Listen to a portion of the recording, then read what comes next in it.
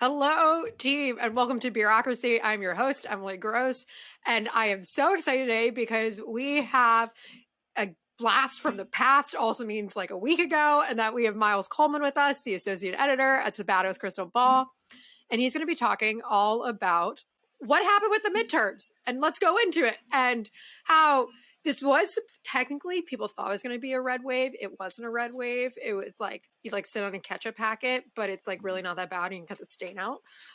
Is kind of my feeling on it. So welcome back, Miles. Oh, sure. Thanks for having me again. Let's dive in. So first of all, I'm not drinking today because I have a doctor's appointment, but I do have a beer sitting next to me for the bit.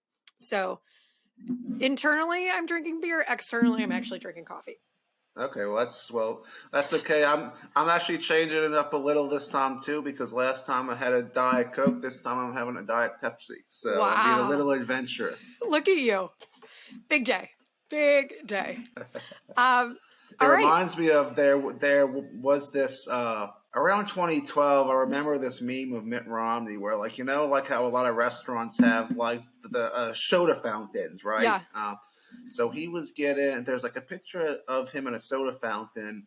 And he like gets it where like it's half Diet Coke and half regular Coke, and he says something to the effect of, "Well, I usually get Diet Coke, but sometimes you have to live on the wild side." Let's dive into it. Not a red wave. Yeah, it's well. I think a few weeks before the election, I was on some program and they were asking me.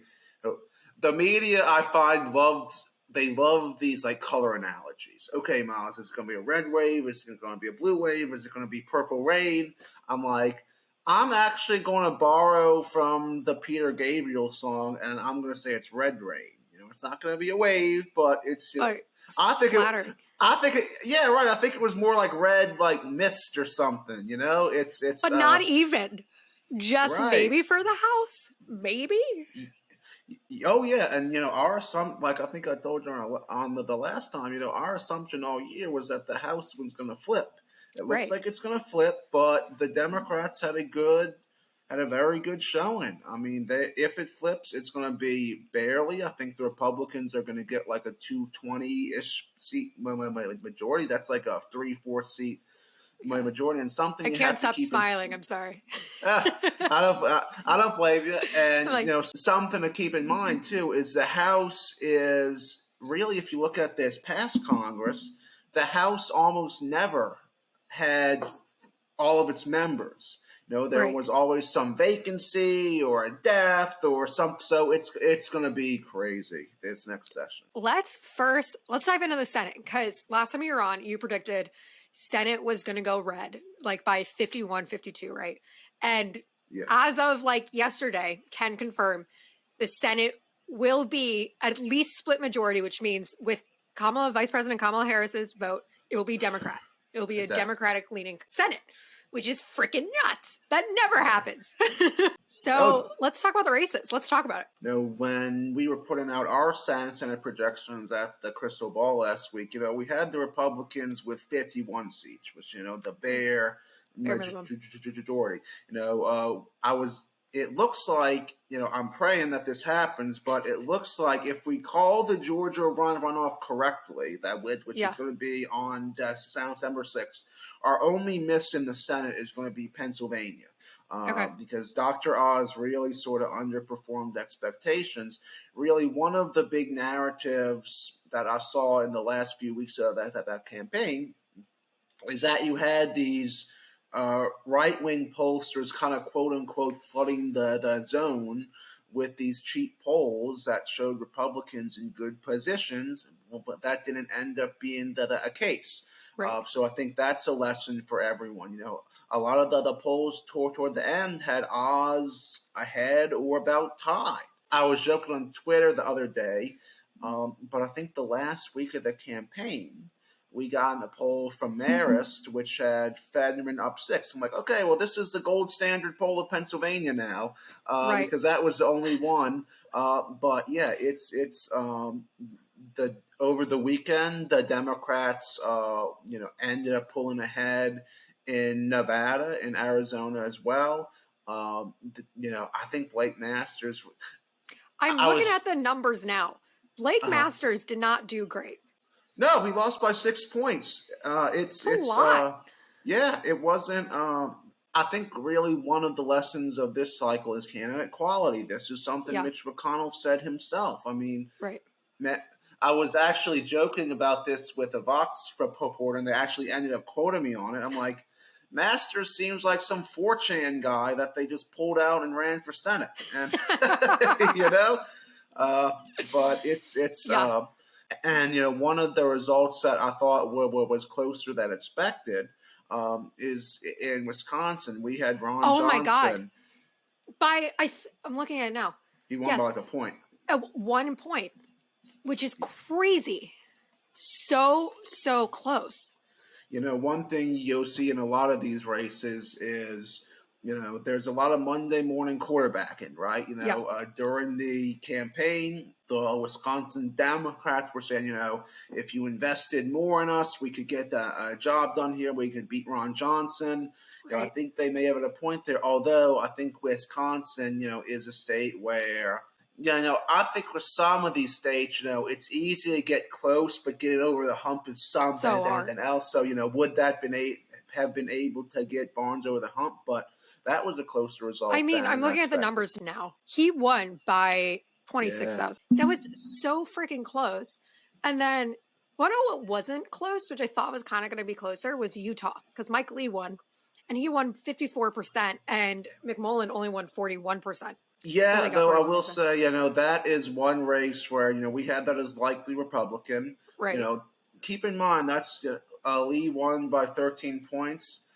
In 2016, when he wasn't really challenged, he won by like 40. So it Oh, was, interesting. so it Okay. was, so that's what I was saying as well, is that with independent candidates like Evan McMullen, oftentimes what you'll see is they tend to underperform their polls because they don't have the party apparatus working Right. for them. So, but I mean, that was a closer race than you would expect in Utah, I would say, considering how Republican of a state it is. Right. Yeah. And then if we go to Nevada, Cortez Masto, once that is such a close race, and 98% of the vote is in. She looks like she's going to win by like 0.7%, which is about 7,000 votes, which is crazy.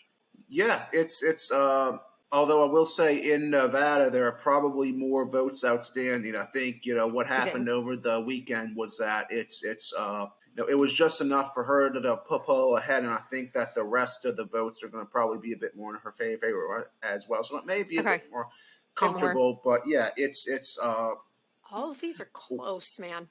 yeah, It's yeah, it's crazy. almost But the like Dems did it. They did it. yeah, And they we're pulled it off. They pulled it off. freaking pulled it off. One thing, once again, Hassan did really well. Bolduc. Yeah. And I think there's like all this talk about how people that were backed by Donald Trump and really played into the election denial thing, you can get people out to whatever freaking event you're holding. People can hold signs, they can cheer for you. That's not actually what translate to the ballot box, you know? Oh yeah. I mean, It's it's sure. so different. And Yeah. especially talking about what happened with Trump, people are not always honest to pollsters and people are polling, And I think that's like such a difficult thing that people are starting to grapple with. Like, you really don't know until the day when you start counting the votes. Yeah, and I would say that this really wasn't or this was probably the first election since 2012 where there seemed to be at least a big Democrats really overperforming their polls in a lot of these races because Obama in 2012 he overperformed a lot of his polls, but just it was such a clear result that no one really cared. Right. In 2016 when things were more a knife's edge, yeah, people notice. Right. So yeah, that definitely. Absolutely. And for those that are wondering, in Georgia, so this is obviously going to a runoff. And the reason why is because Georgia's rules are that the candidate has to get over 50% of the vote, right? Majority. So although Warnock did get 49.4% of the vote, still has to go to a runoff, which poor Warnock. 2 runoffs in like 2 years. Yeah.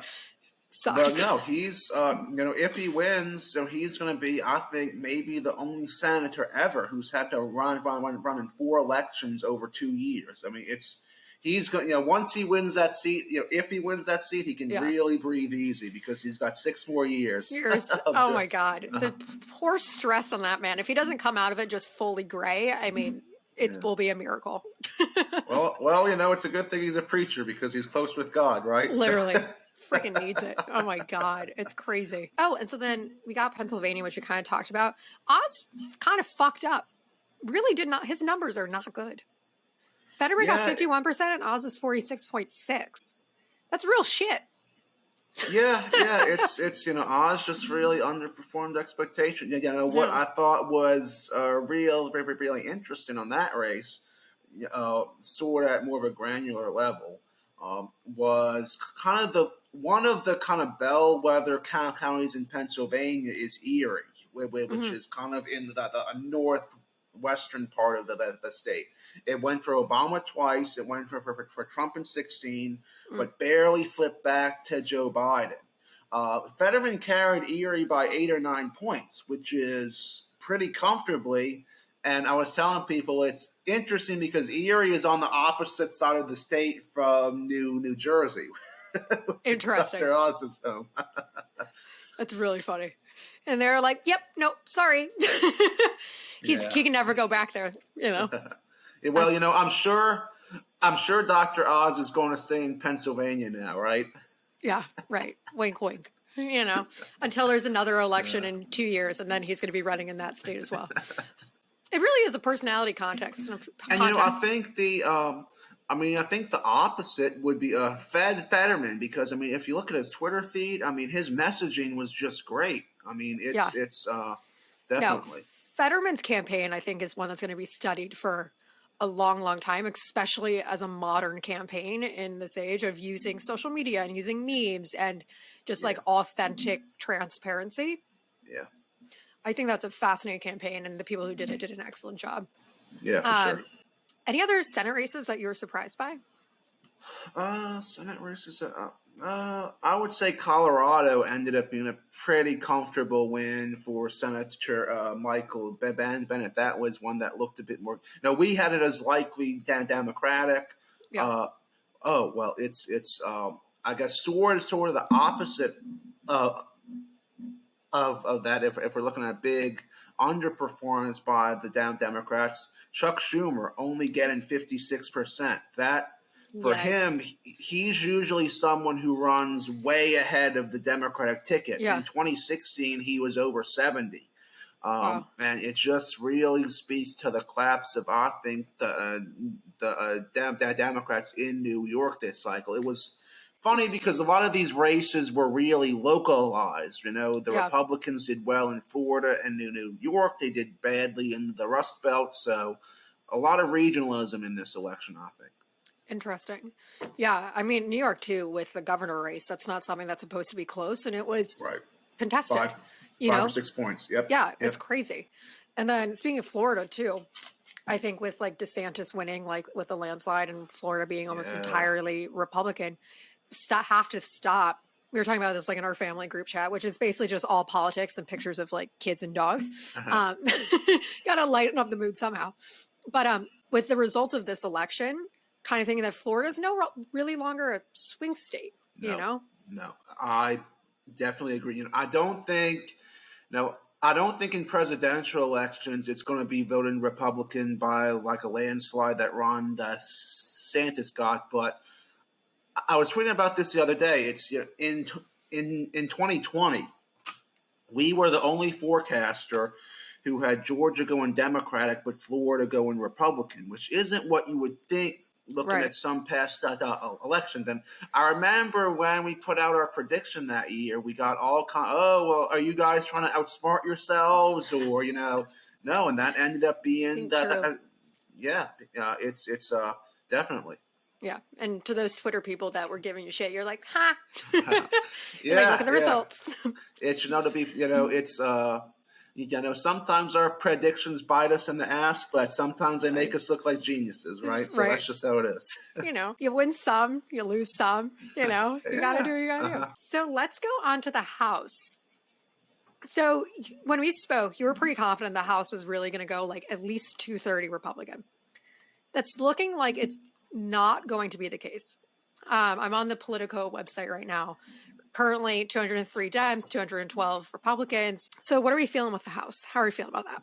So it looks like the Republicans are going to get to a majority. It's going to be very slim. They're not going to have much room for error. Yeah.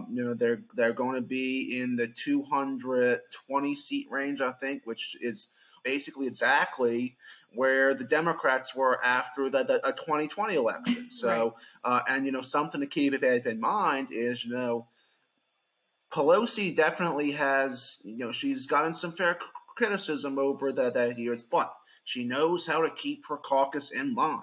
Right. Kevin McCarthy, if he becomes Speaker, he may not. He may get a challenge from the Republican Party. I saw there was at least oh damn it, I forget who it was, but there was at least one Republican.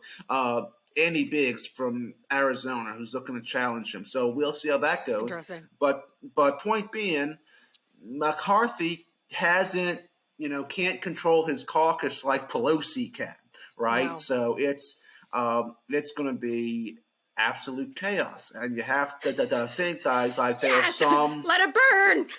Yeah, it's the most chaotic result, and you have to think as well that there are some moderate members on each party who could go with the other party on key votes. So it's going to be, it's weird because we're sort of, we're really sort of used to these close results in the Senate, not as much the House. That's fascinating. And I think this is also a big, with Kevin McCarthy, and Trump. Like, Trump played such a significant aspect and part of this midterm election. And I think Republicans are shocked as how negatively it impacted them. Because based on all scientific standing and literally, and like standards during the midterms, it's supposed to swing the complete opposite direction of the presidential party. The fact that that didn't happen and Republican-backed candidates by Trump did shit, I mean, it's huge. And it's with Kevin McCarthy, who's just sucking up to Trump, left and right, although talking shit about him behind closed doors. I think, like you said, it's going to be a very interesting future for the Republican Party in seeing where they decide to lie and if it's going to split. Someone who I've been watching over the past few years as sort of a good bellwether for the average Republican member of Congress is Elise Stefanik from upstate New York. When she was first elected in 2014, she was basically seen as a moderate. You have a lot of Obama to Trump voters in her district. She got a bit more Trumpy, and I saw her a few days ago. Okay, looking to 2024, I'm with Trump. So it's going to be interesting to see how much weight he has. Has definitely. I think he cost them some races in terms of governor and Senate, but I think there's a block of the Republican Party that's going to stick with him. I even saw, I think it was earlier this morning, yesterday, his daughter-in-law, Lara, was talking about Florida and Governor DeSantis. Well, if DeSantis knows what's good for him, he's going to wait till 2028 to run, not 2024. Sorry, honey. Not how that works. Yeah. No, it's definitely, I think it's going to be a DeSantis versus Trump showdown in 2024. And I think in the future Republican Party of who they want to follow as their leader. Yeah, and it's interesting because, DeSantis, when he first ran for governor in Florida, he very much ran as a Trump person, So it's interesting. I think Trump may not have the whole field to himself. So any specific House races that were specifically interesting or that swung in a way that you weren't expecting? I would say, one race that is surprisingly close. It looks like she's going to pull it out is Lauren Boebert in Colorado. You think she's going to pull it? Really? Yeah, it looks like the late votes that they haven't counted are in places that would favor her, but she was down for a while. So, maybe, I'm not necessarily betting on it, but, maybe she walks away from this selection, a bit less bombastic. We'll see. A bit less Boebert. Yeah. I was talking when we last talked about the bellwether districts in Virginia. Yeah.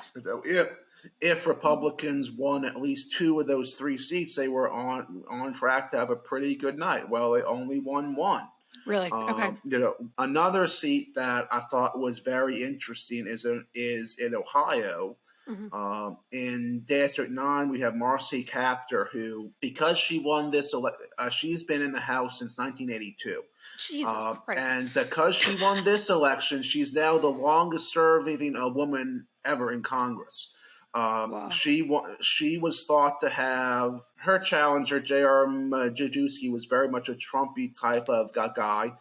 This is a district that Obama won twice, but Trump did twice as well. So the thought was she would be in some trouble. She ended up winning by 14 points. So that, to me, was a very big win for the Democrats. And just that, I think really one of the takeaways for me of this cycle is where Republicans had strong candidates for governor, they did well. Ron DeSantis in Florida, with the exception of Warnock in Georgia, most of the Georgia Republicans with Brian Kemp did well. Really compare that to Michigan and Pennsylvania, where their nominees for governor were basically crap. The Republicans lost most of the competitive House seats there. It's wild, and and like you said, like candidates do matter, and I think you can see that in how close Walker and Warnock are, and then also how much better Kemp did than Stacey Abrams. Oh, sure, definitely. You can't just like spew bullshit and align with like one insane fascist leader and just expect to do well. Like people actually kind of care what comes out of your mouth. Oh yeah, I mean, especially in maybe this could be a good segue to the next topic, but especially in races for governor, where I think at some personal level they have to like you, right? If you're a member of Congress, they just send you off to Washington. But if you're governor, and that's another area where the Democrats really overperformed expectations. Which races? So we had them favored to or at least slight favorites to lose Wisconsin and Kansas. They won both. Carrie Lake in Arizona. She, of course, we'll have to see where the late ballots go, but she's on track to lose. What's interesting is it looks like because the Democrats, in terms of governors, gain Massachusetts and Maryland. Those are deep blue states, but they have very popular moderate Republican governors who aren't running again. So it looks like in a Democratic Joe Biden midterm, the Democrats, it looks like, are going to come out with a net gain of governorships, which is not what you were expected at the start of the cycle. And what else? One last thing on governors I'll say as well is you had a lot of incumbents running this time. Of the 36 races for governor, something like 28 of them featured incumbents.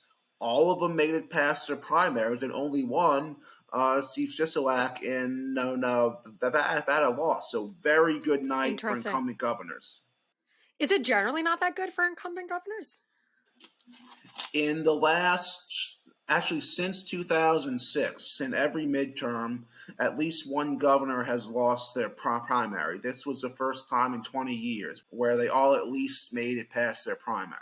Interesting. I wonder if people are just kind of tired and they're like, the devil you know is sometimes better than the devil you don't. Right. And, I think that's even more interesting when, you think about what these governors who were elected in 2018, they've been through COVID, they've been through all kinds of stuff. Right. So maybe this past year we've had more of a sense of stability, and they got basically rewarded for that. Interesting. And I want to talk about some of the trends, because there was a lot of interesting trends that came out in what people were voting on. Because I remember leading up to the election, there was a lot of pushback on Democrats for focusing so much on abortion access. And it was like people care, and a lot of polls were showing that people were caring more about inflation and crime. And then once people voted and they listed what their top issues were for voting, it was inflation, which we all knew was going to be the top priority. But then it was abortion access, which I don't think... Right. Which I was shit talking Democratic strategies and be like, no, they need to focus on the issues that people are talking about. But once again, it's different from what the polls are saying versus what people are actually putting down after they vote, you know? So I find Yeah, that so really fascinating. yeah, it's well, what I noticed at least in a lot of the Republican ads, they did a lot of complaining, rightfully so, perhaps about inflation, gas prices, but there wasn't that much of a solution, right? So Right. it's and what was interesting is sort of after the Supreme Court's ruling overturning Roe, the Democrats overperformed in several special elections for Congress. Hmm. And this would that's where you would see someone like in Alaska where they had Mary Peltola, Pat Ryan won his seat in New York. There were a few other ones where just the Democrats beat expectations. Most of them emphasize abortion access, right? Right. But there's sort of this conventional thinking that special elections are special, right? They're lower turnout. They happen on Right. different. I had this tweet a few nights ago. I'm like, well, maybe those special elections weren't so special. Also, speaking of Alaska, Lisa Murkowski, what's her vote saying? So last I checked, Murkowski and Chewbacca, who was the her Trump-backed opponent, they're about tied at 45. There's a Democrat who's at about 10. Okay. So Alaska, I think it's going to be like next week or so. Alaska's a big state, so it takes a while for It's them to get huge. all their votes tabulated. But Alaska is ranked choice. So the Okay. thinking is going to be basically that the Democrat who's going to be eliminated, her voter's second choice is going to be Murkowski. So it seems like Murkowski would be favored, even though it looks like she's down now. Interesting. Okay. And so so really the only Senate races that we're really waiting on, obviously everything's not called until it's like official. And I'm a firm believer in sometimes the media gets a little too comfortable calling Yes. beforehand. But it seems like Alaska and Georgia, which is going to a runoff, are kind of the only two that are left. Yep. Am I missing it? Yep. Okay. That's right. That's Cool. right. I mean, I was talking about it being a good year for the incumbent governors as well. I think this is the first, assuming Murkowski and Warnock hold on, Yeah. this would be the first election, since the direct election of senators, that all senators held their seat. Right. So Wow. pretty Okay. amazing. That's wild. And then Yeah, which also going back to Michigan, Michigan for the first time in years and years and years has complete Democratic like leadership, which is yes. crazy. Oh yeah, it was a big night for Governor Whitmer. Michigan had a that's one thing I was looking for talking about the abortion issue. Yeah. Michigan had an abortion amendment, which I think the pro-choice side won overwhelmingly. That to me really kept that issue front and center. So I think that helped the Democrats kind of down the bad ballot as well. I was talking earlier. The top of the ticket in these races set the tone for a lot of the rest of things in each state. Right. Whitmer won by 10 points pretty comfortably. Right. So trickle down economics doesn't work, but maybe trickle down politics does. Yeah, well, that was one of I told you earlier, like the only L we may take in the Senate is Pennsylvania. Yeah. And the thinking we thought was, Oz, compared to Doug Mastriano, who's so out there, Oz may seem reasonable. So there may be Right. some ticket splitting for Oz, but it obviously didn't happen enough. Right. I mean, based on Oz and Carrie Lake, it sounds like people are kind of tired with having media like television personalities as like political representatives. A few years ago, I was talking to one of my friends from California.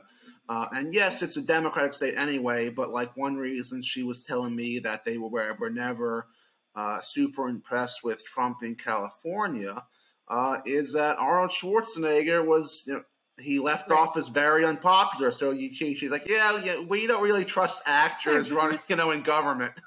No, as someone who has worked on plenty of sets, everything is fake. Well, I remember people were talking a lot about the debate they had in Pennsylvania. And Oz, I think, got a lot of flack for saying, well, a woman's, medical abortion choices should be, her doctor, and local elected officials, right? So that was the line. But something he also said that I thought sort of slipped under the radar, but what was pretty telling, is they were talking about his career as basically a television doctor. He's like, that's TV. This is TV too. If you're, it really shouldn't be TV. It should be your job as a senator. So yeah, no one's watching. Listen, a debate is very entertaining and whatnot. No one's watching and thinking like, oh, let me like vote for this person to see if they'll be like the most entertaining and it's not like Love Island or like Big Brother, right. Yeah. No one wants a Big Brother candidate to be their representative. Yeah, right. But I think another big thing that we need to talk about is why the Democrats did so well is young voters, which high five to all of us. Thank you. But Gen Z voters turned out in massive numbers, and I think voted like over 60% voted Democrat. That's something that helped the Democrats in 2018 as well. It's a big contrast to in 2014. We'll have to see what the numbers end up being this year. But I remember in 2014, which is very rough midterm for Obama, the 18 to 30 to like 29 group only turned out like 20%. It was awful. Right. So it's I definitely think that was probably a big part of it as well. I think it wasn't necessarily a poll per se, but a few weeks ago I think it was CBS that put out a House projection that basically said they were kind of going through some scenarios for control of the House. And one of the things they had in there was, well, if youth turnout is very high, the Democrats may hold on to the House by about a 1-seat vote. It didn't happen, but that got close. Right. So why do you think the polls weren't showing the young Democrat vote?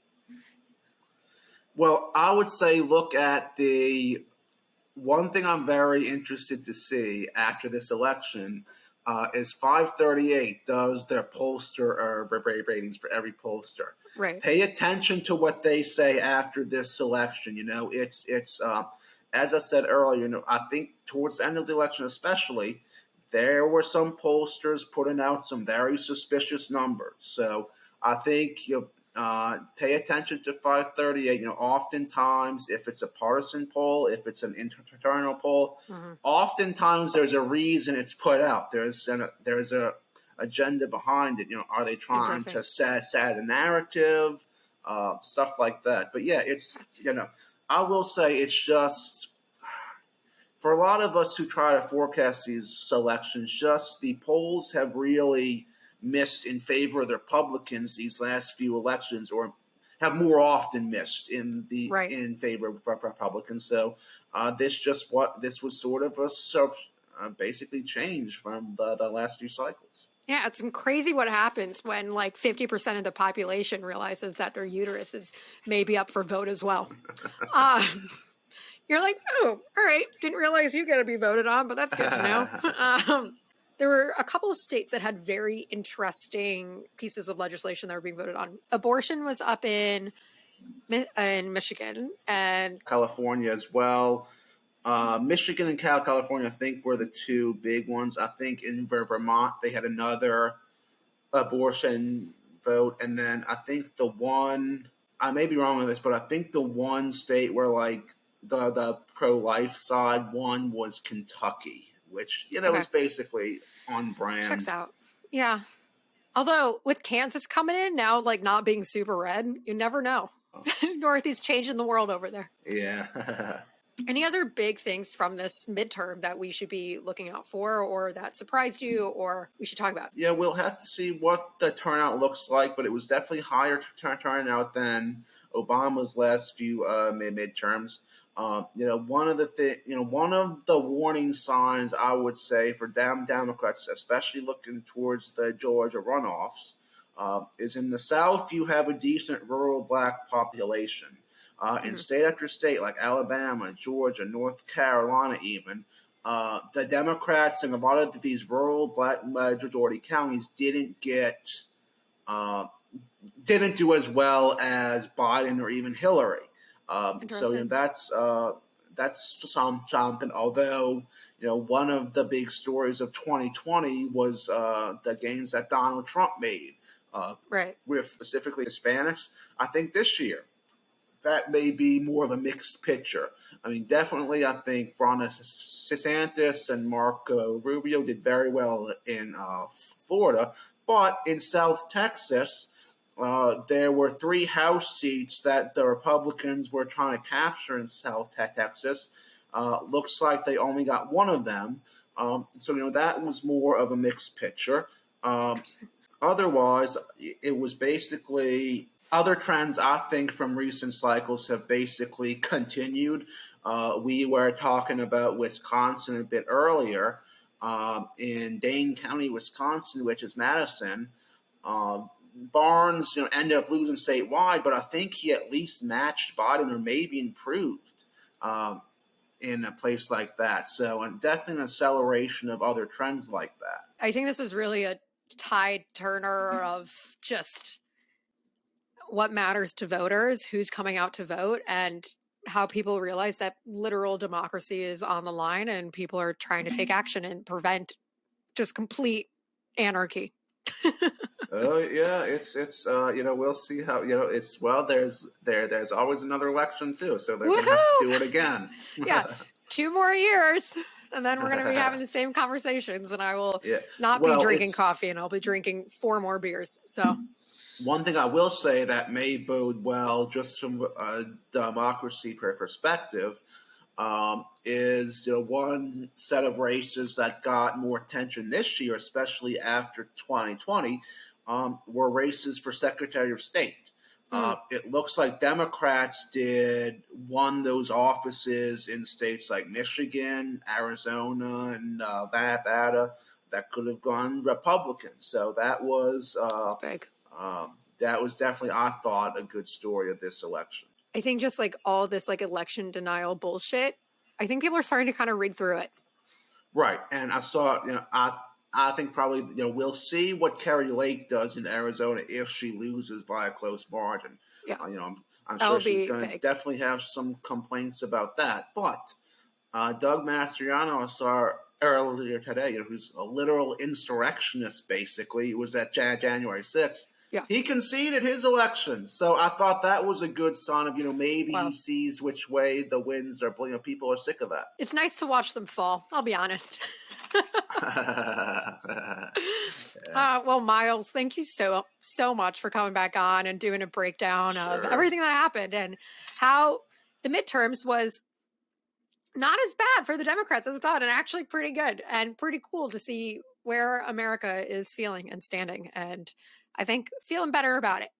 Well, thank you for having me back. Of course. Everyone, remember, this just shows how important voting is when literally you have a couple thousand votes making big decisions on who's representing you and your rights. So thank you so much. I'll be back next week, and everyone have a great day.